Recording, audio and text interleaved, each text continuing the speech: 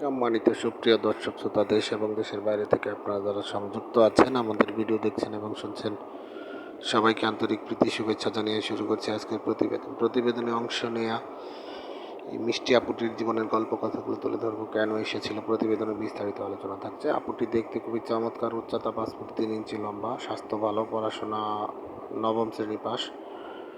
উনি ওনার পরিবারের ছোট বোন। তো ওনার আরেকটা বড় বোন আছে, বোনটির বিয়ে হয়ে গেছে, সে অবশ্য আলাদা থাকে। তো বর্তমানে ওনারা 2 বোন, আর পরিবারে ওনার বাবা মা আছে। বাবা আপনার হচ্ছে ছোটোখাটো ব্যবসা বাণিজ্য করে।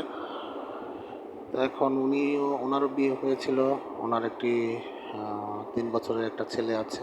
তো ওনার হাজব্যান্ডের সাথে ওনার আসলে পারিবারিক ঝামেলার কারণে ডিভোর্স হয়ে যায়। তো সেই ক্ষেত্রে উনি এখন সিঙ্গেল আছে, বাচ্চাকে নিয়েই বাবার বাড়িতেই আছে। তো উনি বর্তমানে দর্জি কাজ করে, আর উনি মুসলিম, উনি নামাজ কালাম পড়তে পারে, কোরআন পড়তে পারে। তো বাচ্চার ভবিষ্যতের কথা চিন্তা করে নতুন করে জীবন শুরু করতে চায়। সেই ক্ষেত্রে উনি একজন মনের মানুষের কাছে প্রতিবেদনে এসেছে। কোনো সহযোগিতা চায় না, সার্বিক পরিস্থিতি ওনার সব কিছু জেনে যদি কেউ বাচ্চা সহ দায়িত্ব নিতে আগ্রহী থাকেন, স্ক্রিনে দেওয়া নাম্বারে কথা বলে ওনার নাম, ঠিকানা, ডিটেলস সব কিছু ওনার মুখ থেকে জেনে নিতে পারেন। আর আমাদের চ্যানেলের ভিডিও যারা নিয়মিত দেখছেন, ভিডিও ভালো লাগলে একটি লাইক এবং কমেন্ট, ভিডিওটি শেয়ার করে আমাদেরকে সাপোর্ট করবেন, পাশে থাকবেন এবং চ্যানেলটিকে সাবস্ক্রাইব করতে ভুলবেন না। সেই প্রত্যাশা আজকের মতো এখানে বিদায় নিচ্ছি। ভালো থাকুন, সুস্থ থাকুন, স্বপ্নের ছোঁয়া চ্যানেলের সাথে থাকুন। আসসালামু আলাইকুম।